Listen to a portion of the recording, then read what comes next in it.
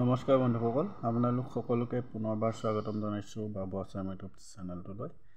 এটা বিশেষ ভিডিঅ' লৈ আহিছোঁ আপোনালোকৰ বাবে। যিহেতু এইটো ভিডিঅ' চোৱাৰ পিছত হয়তো আপোনালোকৰ মনটো অলপ হ'লেও ভাল লাগিব।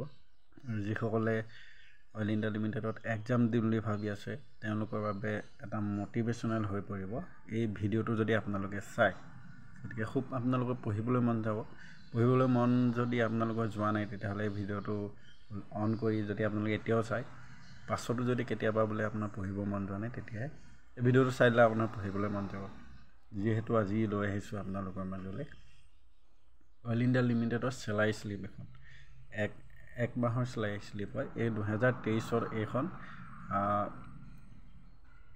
আগষ্ট মাহৰ যিখন 2023 চেলাৰী 1 তাৰিখৰ পৰা 31 তাৰিখৰ ভিতৰত আপোনাৰ কিমান টকা বনিছে, আপোনাৰ ইন হেণ্ড কিমান পাব, অথবা আপোনাৰ কাটিব কিমান, সকলোখিনি ভালদৰে জানিব পাৰিব। আৰু এইখন চেলাৰী শ্লিপ হৈছে আপোনালোকৰ টেকনিকেলৰ, যিহেতু গ্ৰেড 3 হয়, ITI হয়। এইখন গ্ৰেড 3 যিসকলে এক্সাম দিছে, মানে এতিয়া বৰ্তমান ITI খিনি গ্ৰেড 3 লেভেলৰ পষ্টে হয়। গতিকে গ্ৰেড 3ত আপোনালোকৰ এইটো চেলাৰী আপোনালোকৰ বনিব।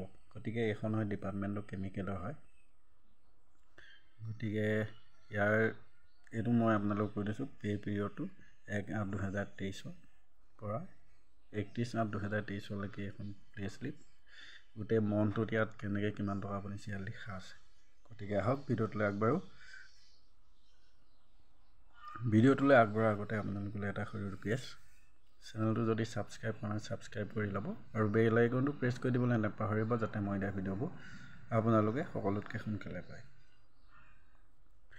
বেংক নেম একাউণ্ট নম্বৰ এইটো দিয়া নাই, গতিকে ইয়াৰ্নিংটো মই আপোনালোকক ডাইৰেক্ট বুজাব বিচাৰিছোঁ ক'ত কিমান পাইছে, লগতে কাটিব কিমান সেইটো পিছত আপোনালোকক মই জনাই দিম। আৰু ইন হেণ্ড কিমান পাব একেবাৰে লাষ্টত সেইটো আপোনালোকে গম পাই থাকিব।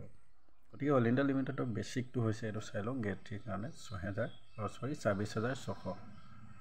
গতিকে 24,600টো আপোনালোকৰ এইটো বেচিক। লগতে DNS এলাউৱেঞ্চ সেইটো 10,427 টকা। সেইটো তাৰপিছত আছে north east allowance. North east এলাউঞ্চটো আছে 2,660 টকা। আৰু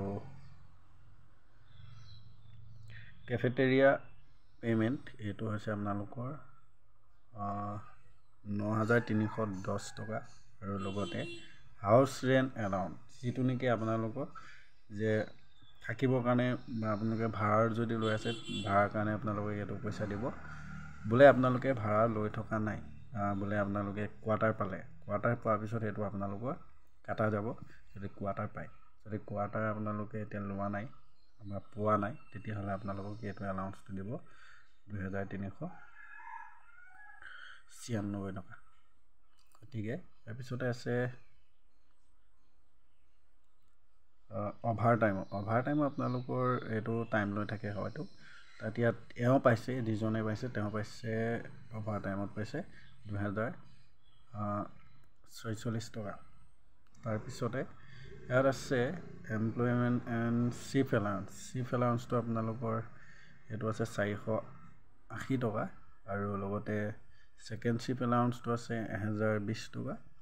আৰু লগতে নাইট শ্বিফ্ট এলাউঞ্চটো আছে 1,410 টকা। গতিকে শ্বিফ্ট ৱাইজটো আপোনালোকৰ এলাউঞ্চটো বেছি, মৰ্ণিঙৰ শ্বিফ্টটোত কম আছে, একেবাৰে নাইট শ্বিফ্টটোত আপোনালোকে বেছি পইচা ইয়াত পায় মানে। তাৰপিছত টাইম এণ্ড 13-4 মানে আপোনালোকৰ কিলোমিটাৰ আপোনালোকে যিটো গাড়ী ভাড়া বুলি ক'ব লাগিব, সেইটো কাৰণে দিছে 1,520 টকা। আৰু লগতে দিছে এক্সটেৰিয়া অভাৰ টাইম আকৌ এটা বেলেগ কিবা এটা দিছে, ঠিক মই ধৰিব পৰা নাই, এইটো দিছে 1,536 টকা। আৰু লগতে জেনেৰেল শ্বিফ্ট এলাউঞ্চত দিছে 320 টকা, এইটো কম আছে। তাৰপিছত মৰ্ণিং শ্বিফ্ট এলাউঞ্চ এইটো এমপ্লয়ীৰ কাৰণে, এইটো দিছে 480 টকা। লগতে ছেকেণ্ড শ্বিফ্ট এলাউঞ্চ আছে এইটো 340 টকা। গতিকে টোটেল আপোনালোকৰ হৈছে, এইটো লিখা আছে 60,561 টকা। গতিকে ইয়াৰ পিছত কটা কি যাব, এইটো আপোনালোকৰ মুঠ চেলাৰী বনিছে 60,541 টকা এমাহত। গতিকে ইয়াত ডিডাকশ্যনত যাব, EPF-ত যাব আপোনালোকৰ 4,443 টকা। তাৰপিছত প্ৰুফ টেক্স টেক্সত কাটিব এইটো 208 টকা লগতে ছ'চিয়েল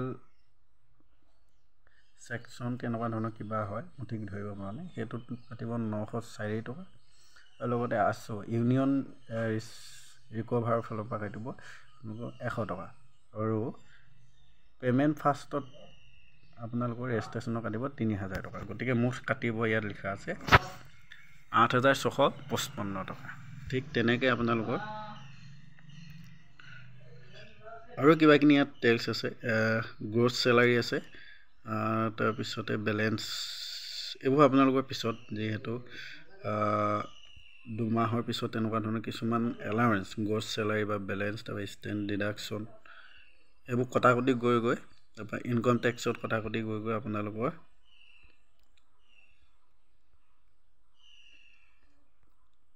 এইবোৰ পিছত এইবোৰ পিছৰ কথা এইবোৰ আপোনালোকে ইমান মাথা মাৰিব নালাগে 2 বছৰৰ পিছতে এইবোৰ আপোনালোকক gross salary balance income tax এইবোৰ আহিব লগতে আপোনালোকৰ যিবোৰ এলাউঞ্চ কিছুমান এলাউঞ্চটো 2 বছৰৰ পিছত আপোনালোকৰ বনেও যিখিনি এলাউঞ্চ নেকি আপোনালোকৰ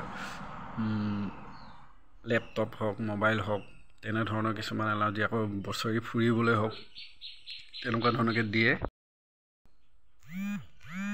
গতিকে এইবোৰ বনি থাকিব আপোনালোকৰ আৰু পূজা হ'লে এইটো আপোনালোকৰ বোনাছ তেনেকুৱা ধৰণৰ ধেৰ কিবাকিনি আহেই সেইবোৰ ফেচিলিটিটো আপোনাৰ আছেই লগতে মেডিকেল ফেচিলিটিত আপোনাৰ ঘৰৰ পৰিয়াল বুলি নহয় আপোনালোকৰ মা দেউতাৰ লগতে আপোনাৰ নিজৰ ৱাইফ বা ল'ৰা ছোৱালী এইখিনি গোটেই মেডিকেল ফ্ৰী অইল হস্পিটালত তেনেকুৱা ধৰণৰ লগতে সেইখিনি বাৰু থাকিলেই তাৰ পিছতে আপোনালোকৰ মানে যিমান দিন হৈ গৈ থাকিব তাৰপৰা দৰমহা বেছিকৈ বাঢ়ি গৈ থাকিব ঠিক তেনেকৈ প্ৰমোশ্যন আহি থাকিব ঢেৰ কিবাকিবি পইচা মানে আপোনাৰ বহুত পইচা হয় এতিয়া লাষ্টত হয় কি আপোনালোকৰ নেট পে' আপোনালোকৰ হাতত কিমান পইচা পৰে সেইটো জনাই দিছোঁ 51,887 টকা আপোনালোকৰ হাতত পৰিব গতিকে মিনিমাম এইটো এটা ভাল চেলাৰী বুলি ক'ব লাগিব যিহেতু অসম চৰকাৰে হওক বা তেনেকুৱা ধৰণৰ চাকৰিত আপোনালোকৰ ইমানটো এটা দৰমহা নবনাই যিটো নেকি অইল ইণ্ডিয়া লিমিটেডৰ গ্ৰেড 3 পোষ্টত